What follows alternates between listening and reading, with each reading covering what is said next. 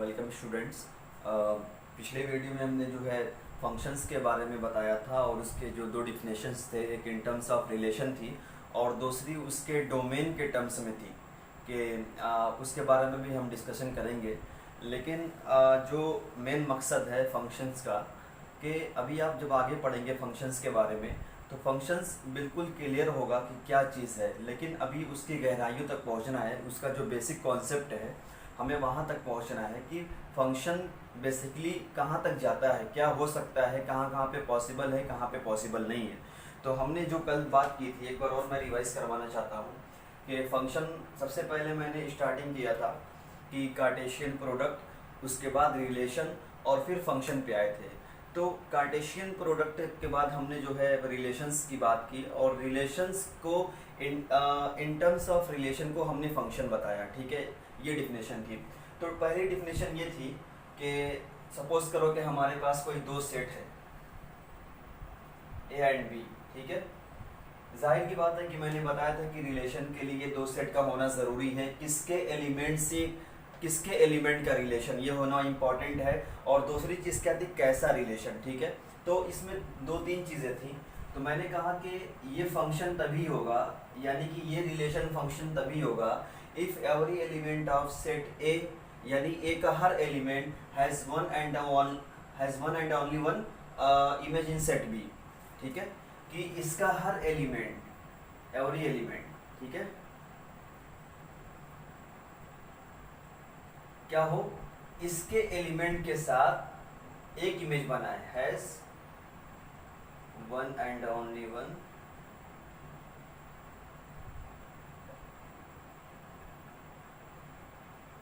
ठीक है। ये डिफिनेशन बिल्कुल क्लियर है। बिल्कुल आप ऐसे समझो कि मेरे पास एक सेट था जिसमें 3-4 मेंबर थे और मेरे पास सेट बी ये था कि ये मान लो 4 था, ये 6 था, ये 8 था, ये 10 था।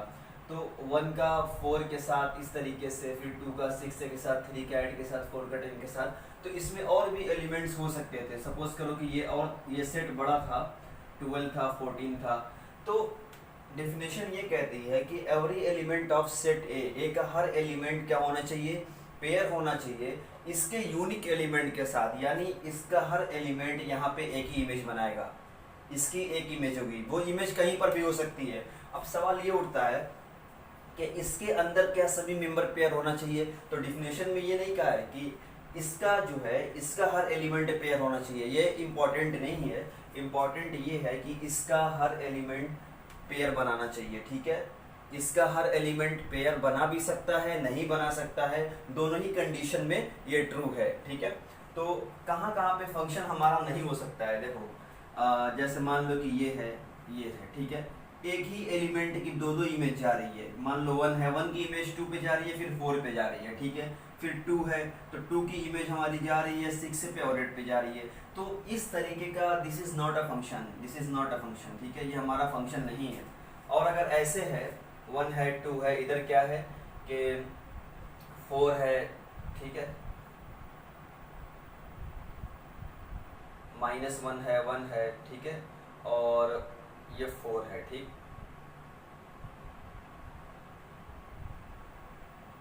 ऐसे कर दो तो ऐसा पॉसिबल है कि 1 की इमेज जो है यहाँ जाए, ठीक है, और 2 की भी इमेज यहाँ पर जाए। ये ऐसा पॉसिबल है कि दोनों ही एलिमेंट की सेम इमेज मिले, लेकिन एक एलिमेंट की दो इमेज ये पॉसिबल नहीं है। ये कंडीशन को हमारे फेल करता है।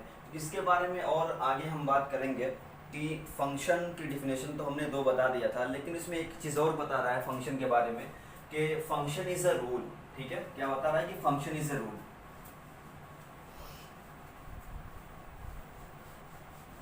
देखना उस चीज़ के बारे में क्या है कि डिफिनेशन ये कहती है function is a rule that gives new elements, that gives new element for some given element.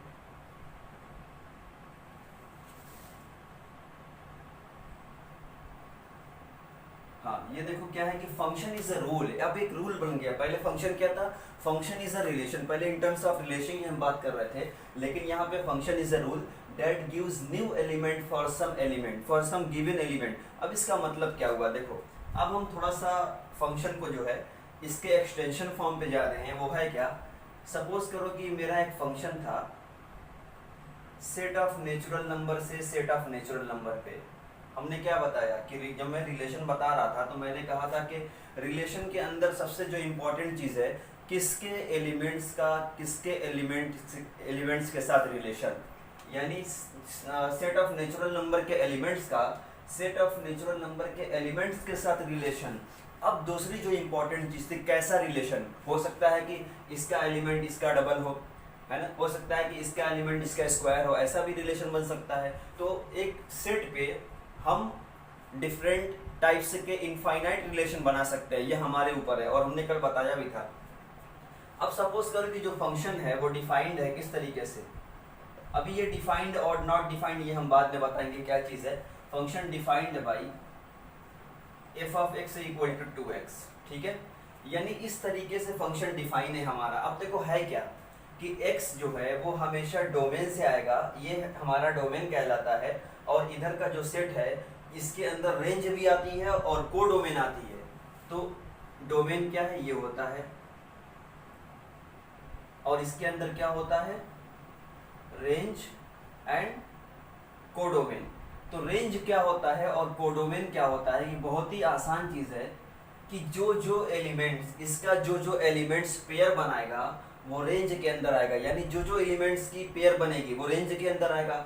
और ये पूरा सेट चाहे वो रेंज बने ना बने, पूरा नेचुरल नंबर का जो सेट है वो कोडोमेन बना, वो कोडोमेन कहलाएगा, ठीक है। तो अब फंक्शन क्या हुआ, एक रूल बन गया। कैसे रूल बना अभी हम उसी पे आएंगे। तो मैंने कहा कि let f be a function from natural number to natural number, यानी नेचुरल नंबर से नेचुरल नंबर पर है। किस तरीके से डिफाइन है, वो ऐसा डिफाइन है, जब हम कल बात कर रहे थे रिलेशन की कि कौन कौन सा रिलेशन फंक्शन के अंदर आ सकता है, तो मैंने 3 तरह का एग्जांपल लिया था कि r is a relation x y such that कि जिसमें क्या हो y ग्रेटर देन x हो for every x belonging to a and y belonging to b। तो इसी तरीके से जो अगला हमने रिलेशन लिया था वो क्या था कि x y such that y equal to x plus 3 for every x belonging to a and y belonging to b। तब मैंने क्या बताया था कि इनमें से रिलेशन जो है जो फंक्शन की कंडीशन को फॉलो करता है वो क्या होगा, वो हमारा फंक्शन के अंदर आएगा। यानी कि इसमें जो है ये शायद फंक्शन के अंदर नहीं आ रहा था और दूसरा वाला शायद फंक्शन के अंदर आ गया था, तो इसको भी ध्यान में रखना है कि कैसा रिलेशन फंक्शन के अंदर आएगा। तो अब यहाँ पर तो सीधे सीधे डिफाइन है कि ये फंक्शन है, यहाँ पर हमको ज़्यादा बात करने की ज़रूरत नहीं है। अभी मैं ये सिर्फ बता रहा हूँ कि फंक्शन इज अ रूल। कैसा रूल है, एक चीज़ समझने वाली है कि जो ये x है वो x कहाँ से आएगा, इस नेचुरल नंबर से, इस सेट से आएगा, डोमेन से आएगा। और ये जो है ना ये 2x ये यहाँ का मेंबर है, इस वाले सेट का मेंबर है। तो अब ये बताओ कि अगर मैं इसकी वैल्यू रखता हूँ, डोमेन कहाँ का है, नेचुरल नंबर, नेचुरल नंबर कहाँ से स्टार्ट होता है 1 से। तो for x equal to 1, x equal to 1 के लिए f ऑफ x क्या हो जाएगा, f ऑफ 1, यानी कि यहाँ पे हमने x की वैल्यू क्या ली 1, और 1 पे क्या मिलेगा 2 इंटू 1 है ना, 2 इंटू 1 क्या हो गया 2 हो गया। इसी तरीके से अगर मैं जो है अगर मैं x इक्वल टू 2 लेता हूँ तो ये f ऑफ 2 बनेगा, और f ऑफ 2 पे मुझे क्या मिला 2 इंटू 2 4 मिला, ठीक है। इसी तरीके से मैं x इक्वल टू 3 लेता हूँ तो मुझे क्या मिला f ऑफ 3, और f ऑफ 3 2 इंटू 3 क्या हो जाएगा 6, ठीक है। ये बात समझ में आ रही है कि मैंने x इक्वल टू 1 2 3 से क्यों स्टार्ट किया, क्यों मैंने 0 माइनस से स्टार्ट क्यों नहीं किया, 0 से या नेगेटिव नंबर से, क्योंकि ये इस पर डिपेंड करता है कि ये हमारा डोमेन क्या है। अगर डोमेन दिया हुआ है, सेट का नाम दिया हुआ है कि लेट a इक्वल टू 1 2 3 जैसे हमने कल बताया था, तो अगर वैसे दिया हुआ है तो तब तो कोई बात नहीं है, उसका हम यूज़ करेंगे। लेकिन जब इस तरह का सेट दे दे नेचुरल नंबर या इंटीजर्स, तो हम रख करके देखेंगे, क्योंकि नेचुरल नंबर मेरा 1 से स्टार्ट होता है 1 2 3 एंड सो ऑन, तो मैं इसकी वैल्यू रखता जाऊंगा तो मुझे ये मिलता जाएगा, ठीक है। यानी कि मैं डोमेन की वैल्यू रखता जाऊंगा, मुझे रेंज मिलती जाएगी। इसी तरीके से फॉर x इक्वल टू 4, तो जैसे ही मैंने यहाँ पे 4 रखा तो f ऑफ 4 यानी कि 2 इंटू 4 कितना हो जाएगा, 8 हो जाएगा, ठीक है। इसी तरीके से x इक्वल टू 5, अब ये क्या हो जाएगा, f5 10 हो गया। तो एक चीज़, बहुत सारे नंबर्स मैं ले सकता हूँ ना, इनफाइनाइट नंबर्स होते हैं। अब एक चीज़ हमें क्या समझ में आई, देखो डायग्राम से बहुत ही आसानी से समझ में आएगी कि ये फंक्शन कैसे था। देखो 1 2 3 4 5 एंड सो ऑन, इस तरीके से ये क्या था, ये नेचुरल नंबर था, इनफाइनाइट नंबर्स होंगे। इसी तरीके से इसमें क्या होगा, 1 2 3 4 5 6 7 8 9 10 एंड सो ऑन, बहुत सारे इनफाइनाइट नंबर्स इसमें भी होंगे, बिकॉज कि it is also a set of natural numbers, ठीक है। ये भी नेचुरल नंबर का सेट था। 1 पे क्या मिला, 2, 1 की इमेज कहाँ जा रही है, 2 पे, 2 की इमेज कहाँ जा रही है, 4 पे, क्योंकि फंक्शन ही ऐसे डिफाइन है। अब आप जो है ना, अगले में जो भी आप पढ़ोगे, आप फंक्शन के बारे में सिर्फ डायरेक्टली ऐसे पढ़ोगे कि फंक्शन क्या है, कि दिया हुआ है और किस तरीके से डिफाइन है। तो मेन यही इतना है, लेकिन उसको समझने के लिए कि फंक्शन बेसिकली है क्या, कहाँ से आया है, उसकी पूरी स्टोरी क्या थी, तो हमने उसको डिटेल से बताया था कि function in terms of relation और फिर फंक्शन इज अ रूल, इसके बारे में हम यहाँ पे बता रहे हैं, ठीक है। अब 3 जो है, 3 की इमेज 6 पे जा रही है, 4 की इमेज 8 पे जा रही है, 5 की इमेज 10 पे जा रही है, इस तरीके से, और भी 6 की इमेज 12 पे जाएगी, 20 की इमेज 40 पे जाएगी, ठीक है। एक चीज़ क्या हमको पता चला, every element of set n has one and only one image in this set. इसके हर एलिमेंट की, क्योंकि हर एलिमेंट इसका पेयर बनाएगा, इसकी कहीं ना कहीं इमेज मिल रही है, 2 पे मिल रही है, 4 पे मिल रही है, 6 पे मिल रही है, 8 पे मिल रही है, 10 पे मिल रही है, इस तरीके से आगे भी मिलती जाएगी, इमेज मिल रही है।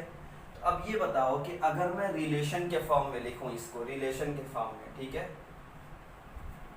रिलेशन के फॉर्म में लिखूं तो मुझे 1 पे क्या मिला था, 2 मिला था, 2 पे क्या मिला था, 4 मिला था, ठीक है, और 3 पे क्या मिला था, 6 मिला था। मैंने क्या बोला कि पहला जो एलिमेंट्स है यहाँ से आएगा, दूसरा एलिमेंट यहाँ से आएगा, और यहाँ पे क्या हुआ कि 4 की इमेज 8 पे, 5 की इमेज 10 पे एंड सो ऑन, इस तरीके से इनफाइनाइट रिलेशंस बनेंगे, ठीक है, इनफाइनाइट रिलेशंस बने। अब ये बताओ ये सब कैसे हो रहा था, ये सब एक रूल के तहत हो रहा था। इस रूल के तहत, यही तो रूल था कि फंक्शन कैसे डिफाइन था, f of x equal to 2x, इस तरीके से डिफाइन था, यही रूल है।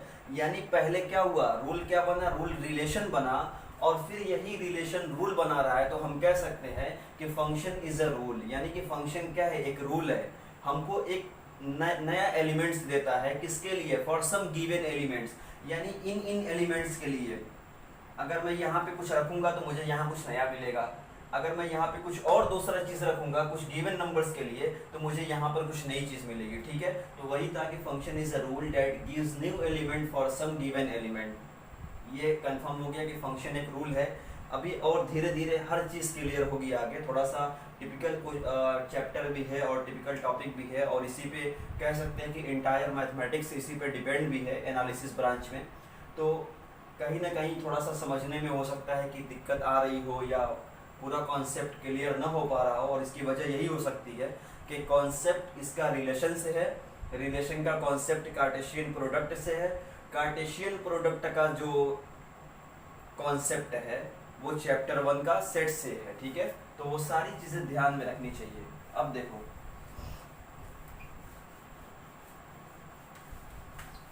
फंक्शन को हमने एक रूल बता दिया, अब ये एक रूल हो गया। अब वो सब डिफिनेशन भूल जाओ कि from set A to set B if every element of set A has one and only one image in set B, वो सब डिफिनेशन भूल जाओ, फंक्शन एक रूल हो गया।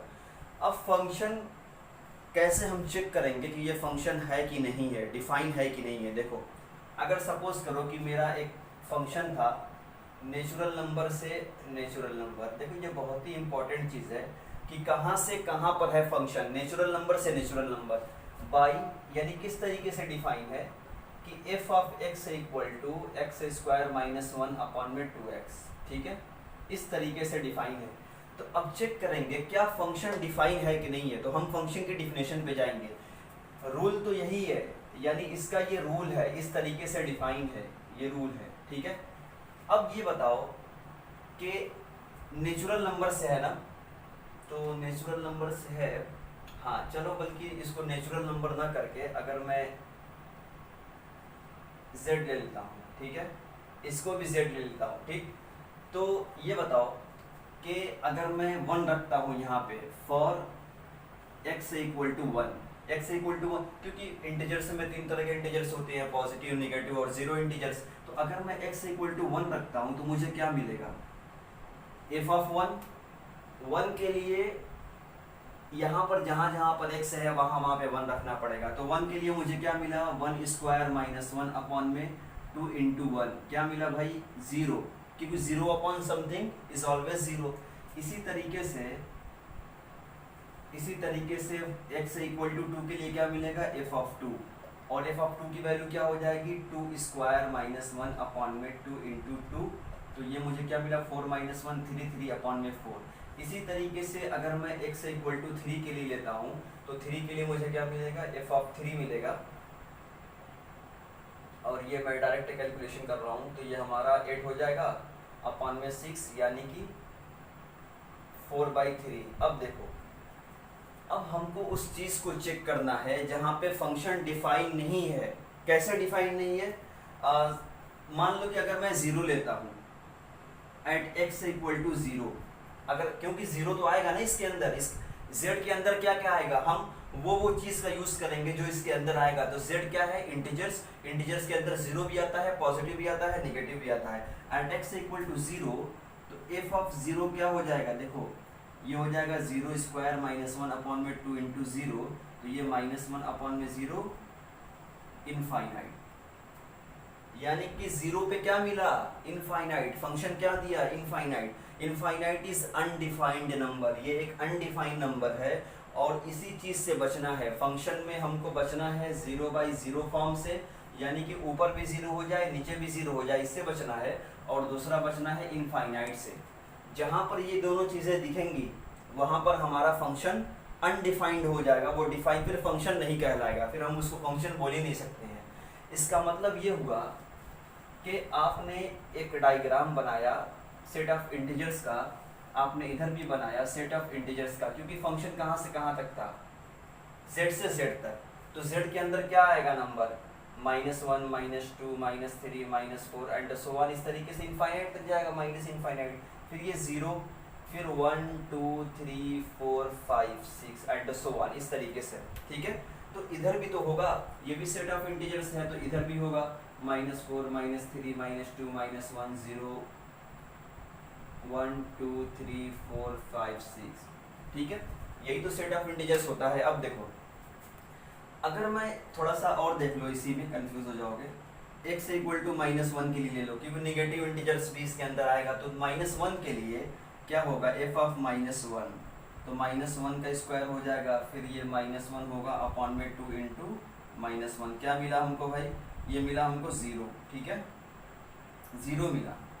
तो बहुत हम चेक कर सकते हैं। अब देखो -1 पे मुझे क्या मिला, 0, इमेज -1 की कहाँ जा रही है, 0 पे, यानी हर एलिमेंट की कहीं ना कहीं इमेज मिल रही है ना। इसकी भी कहीं ना कहीं इमेज मिलेगी यहाँ पे, इसकी भी कहीं ना कहीं इमेज मिलेगी। तो आप चेक कर सकते हो कहाँ पे मिलेगी, ये आपके ऊपर है, ठीक है, कहाँ मिलेगी। अब देखो 1 की इमेज कहाँ जा रही थी, 0 पे, 2 की इमेज कहाँ जा रही है, 3/4, यानी कि गड़बड़ हो रहा है यहाँ पे, ठीक है, 3/4,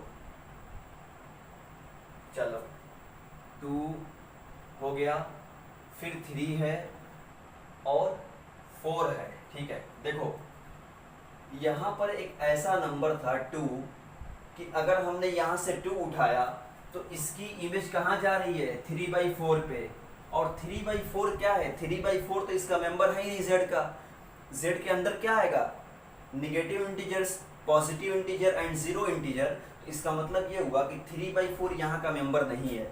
जब 3/4 यहाँ का मेंबर नहीं है और 2 की इमेज 3 पे जा रही है, 3/4 पे जा रही है, तो इसका मतलब ये हुआ कि ये फंक्शन डिफाइन नहीं था।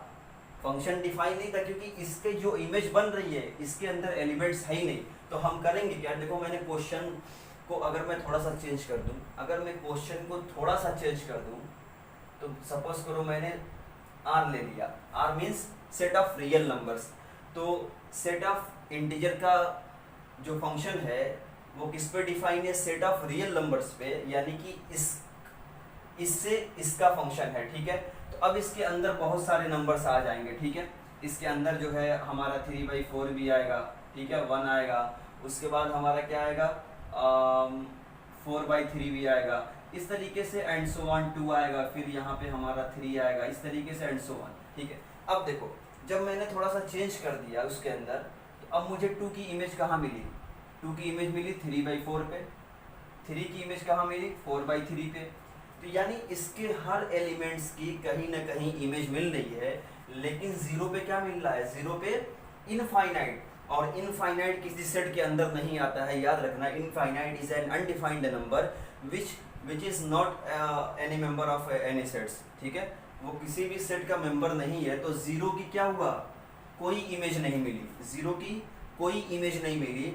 जब इसका हर इस वाले सेट का हर एलिमेंट्स पेयर बना रहा है एक्सेप्ट जीरो, तो ये फंक्शन की डिफिनेशन को फेल करता है, क्योंकि फंक्शन की डिफिनेशन कहती है इसका हर मेंबर क्या होना चाहिए, इसका हर मेंबर पेयर बनाना चाहिए। इसका मतलब ये हुआ कि अगर इस पूरे सेट में से इसको निकाल दिया जाए, क्योंकि इसकी इमेज तो यहाँ मिल नहीं रही है, और जिसकी इमेज नहीं मिल रही है वो फंक्शन के अंदर नहीं आएगा।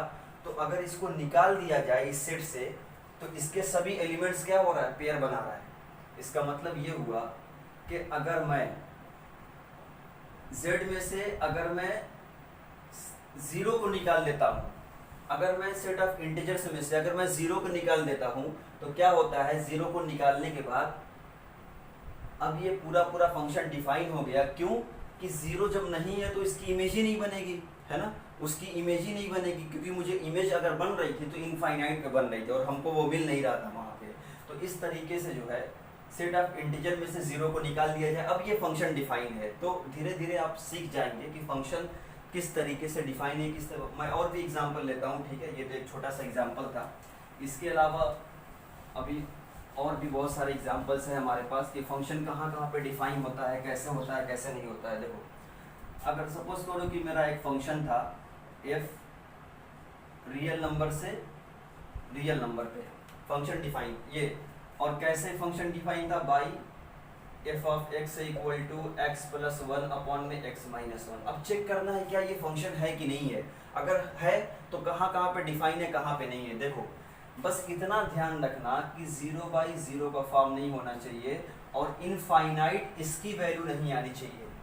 ये कहाँ मिलेगा, ये पूरी चीज़ हमको उस सेट में यानी कि यहाँ पर मिलेगा। ये जो x है ये कहाँ से आएगा, ये सिर्फ यहाँ से आएगा, डोमेन से आएगा, ठीक है। तो एक तरफ है सेट ऑफ रियल नंबर्स, दूसरी तरफ भी क्या है, सेट ऑफ रियल नंबर्स, ठीक है। तो हमको चेक करना है कि कहाँ पर ये चीज़ हो रही है। देखना स्टार्ट करते हैं, चलो। मैंने कहा कि x equal to 0, x equal to 0 पे क्या होगा, ये f ऑफ 0, f ऑफ 0 क्या हुआ, f ऑफ 0 जो है हमारा हुआ 0 + 1 अपॉन में 0 - 1, यानी कि -1 आ गया। x इक्वल टू 1, देखो रियल नंबर से में डेसिमल भी आता है, तो हमको डेसिमल तक जाने की ज़रूरत नहीं है, बहुत लेंदी कैलकुलेशन हो जाएगी। तो डेसिमल तक न जाके हम पॉजिटिव या निगेटिव इंटीजर तक ही अप्रोच रखेंगे। x इक्वल टू 1 पे क्या हो रहा है, यहाँ पे f ऑफ 1 और 1 + 1 अपॉन में 1 - 1, तो ये क्या हुआ 2 अपॉन में 0 मीन्स इनफाइनाइट। अब देखो यही मेन है कि मुझे क्या मिला, इधर था नेगेटिव -1 -2 -3 एंड सो ऑन, यहाँ था 0 1 2 3 4। इस तरीके से इनके बीच में बहुत सारे रियल्स नंबर है, हमने दिखाया नहीं है। इसी तरीके से यहाँ पर भी देख लो कि और भी 1-2 कर लो, x इक्वल टू 2 ले लो, ठीक है। तो ये हो जाएगा f ऑफ 2 क्या हो जाएगा 2 + 1 3 हो जाएगा, ठीक है। x इक्वल टू 3 पे ले लो, तो 3 पे क्या हो जाएगा कि 3 + 1 4 और 4 अपॉन में 2 यानी कि 2 आ जाएगा। तो इधर भी अगर मैं 0 -1 -2 -3 -4 इनफाइनाइट तक 1 2 3 4 एंड सो ऑन। तो देखो सबसे पहले मैंने स्टार्ट किया 0, तो 0 की इमेज कहाँ जा रही है, -1 पे। 1 की इमेज अभी छोड़ दो, 2 की इमेज कहाँ जा रही है 3 पे, ठीक, और 3 की इमेज कहाँ जा रही है 2 पे। तो इस तरीके से इसका हर मेंबर इसके हर मेंबर के लिए कोई न कोई इमेज मिल रही है, लेकिन जैसे ही मैं 1 रखता हूँ, मैंने 1 का जैसे ही यूज़ किया तो 1 पे मुझे क्या मिला, इनफाइनाइट। यानी कि इनफाइनाइट किसी भी सेट का मेंबर नहीं होता है, तो इसकी इमेज कहाँ जा रही है, इनफाइनाइट, जो कि इस सेट के बाहर है, इस सेट के अंदर नहीं, इस सेट के बाहर है। तो जब इसकी इमेज इनफाइनाइट तक जा रही है, इसका मतलब वो फंक्शन डिफाइन नहीं हो सकता। तो फंक्शन को डिफाइन करने के लिए मुझे इस 1 को इस सेट में से माइनस करना होगा। तो देखो, सेट में से सेट को ही माइनस किया जाता है, सेट में से एलिमेंट्स को माइनस नहीं कर सकते, ठीक है।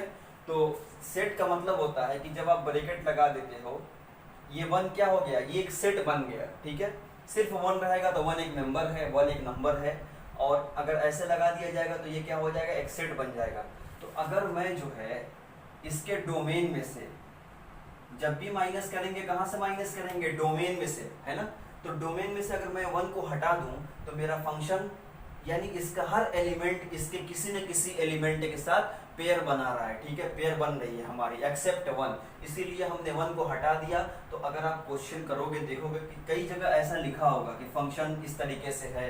इसीलिए हमने बताया कि ऐसा जो लिखने का मतलब ये हुआ कि इस सेट में से इसको माइनस किया गया है, इस सेट को, तभी ये फंक्शन डिफाइन हुआ है, ठीक है। इस तरीके से है फंक्शन। और भी बहुत सारे फंक्शन हैं।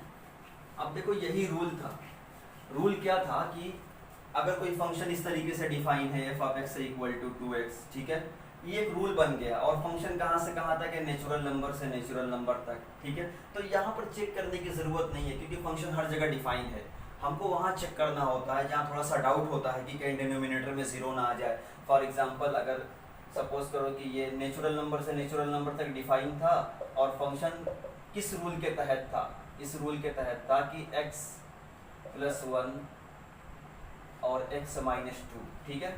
तो अब हमको क्या लगा कि अगर मैं यहाँ पे 2 रखता हूँ तो 2 - 2 क्या हो जाएगा, 0। देखो, फॉर x इक्वल टू 2, क्यों, x कहाँ से आएगा, x यहाँ से आएगा, और ये पूरी की पूरी चीज़ x + 1 अपॉन में x - 2 ये यहाँ से आएगा, ठीक है।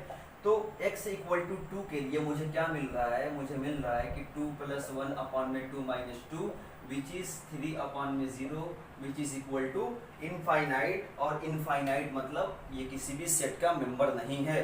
यानी 2 की इमेज कहाँ जा रही है, इनफाइनाइट पे, और हमको इसी से बचना है। ये था नेचुरल नंबर डोमेन, और ये भी था नेचुरल नंबर, यानी इसकी मैपिंग यहाँ से यहाँ तक हो रही है।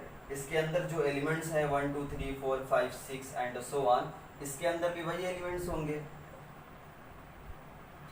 तो देखो क्या हुआ कि हर एलिमेंट की कोई ना कोई इमेज मिलेगी, ठीक है। मान लो नहीं मिल रही है, चलो इसको ऐसे रख लो, इसको आप थोड़ा सा चेंज कर दो, रियल नंबर्स कर लो या इंटीजर्स कर लो, रियल नंबर कर लो, क्योंकि फंक्शन को डिफाइन करने के लिए बहुत सारी चीज़ें हमको देखना पड़ता है कि फंक्शन अगर यहाँ से यहाँ डिफाइन हो रहा है तो जहाँ पे जिसकी इमेज बन रही है, क्या ये इस सेट का मेंबर है कि नहीं है ना। हो सकता है कि इस कुछ नंबर्स के लिए ये डेसिमल में भी आए, और डेसिमल में जब आएगा तो हमको इस सेट को चेंज करना पड़ेगा, रियल नंबर्स लेने पड़ जाएंगे, ठीक है। ये हो गया रियल नंबर्स। तो 1 की कहीं ना कहीं इमेज जा रही है, ठीक है, फिर 3 की कहीं ना कहीं इमेज जा रही है, फिर 4 की कहीं इमेज जा रही है, 5 की जा रही है, लेकिन 2 पे इमेज क्या हो रहा है, 2 पे इनफाइनाइट, सेट के बाहर इमेज जा रही है। यानी अगर इसके डोमेन में से अगर इसको हटा दिया जाए तो हर एलिमेंट्स पेयर बनाएगा, यानी उसकी इमेज बन रही है। और जब इन सभी की इमेजेस बनेगी तो ये फंक्शन की डिफिनेशन को फॉलो करता है। इसका मतलब ये हुआ कि क्या करेंगे हम कि इसके, यानी कि ये ऐसे था ना, इसमें से हम 2 को माइनस कर देंगे। जब 2 को माइनस कर देंगे, अब ये फंक्शन डिफाइन हो गया x + 1 अपॉन में x - 2, ठीक है। एक और आसान तरीका है कि देखने के लिए कि फंक्शन कहाँ पे डिफाइन नहीं है। सपोज करो कि आप वैसे वैल्यू रख रख के देखोगे, लेकिन बहुत आसान तरीका है, यही तो 0 नहीं होना चाहिए, यही 0, तो ये 0 कहाँ पे हो रहा है, उसका उल्टा सोचो कि ये 0 कहाँ पे हो रहा है। तो देखो, अगर मान लो कि x - 2, ये 0 कहाँ पे हो रहा है, x = 2, यानी कि x = 2 के लिए ये पूरी वैल्यू क्या हो रही है, 0 हो रही है। इसका मतलब ये हुआ कि अगर इस सेट में से 2 को माइनस कर दिया जाए तो ये 0 नहीं होगा, ठीक है। इसी तरीके से और देखो कि f of x = x upon में x - 3, तो ये कहाँ पे जीरो हो रहा है, देखो x minus three equal to zero, x equal to three, यानी कि x इक्वल टू थ्री के लिए ये चीज़ क्या हो रही है, जीरो हो रही है। तो कहाँ पर जीरो नहीं होगा, अगर ये थ्री ना हो तो, अगर ये x की वैल्यू थ्री ना हो तो जीरो नहीं होगा। इसका मतलब ये हुआ कि अगर इसके डोमेन में से थ्री को माइनस कर दिया जाए तो क्या होगा भाई, क्या मिलेगा हमको, फंक्शन डिफाइन हो जाएगा। तो ये था फंक्शन के बारे में मोटी मोटी चीज़ कि function is a rule which gives new element for some given elements. ठीक है, ये इसकी डिफिनेशन थी। अब फंक्शन के बारे में आगे पढ़ेंगे कि बहुत सारे तरह के फंक्शंस होते हैं। आइडेंटिटी फंक्शन होता है, सिग्नम फंक्शन होता है, मॉडुलस फंक्शन होता है, ग्रेटेस्ट इंटीजर फंक्शन होता है, पॉलिनोमियल फंक्शन होता है। इसके बारे में अगली वीडियो में डिस्कस करेंगे कि कितने टाइप्स के होते हैं, उनके ग्राफ्स क्या होते हैं, कैसे वैल्यूज़ निकाली जाती हैं।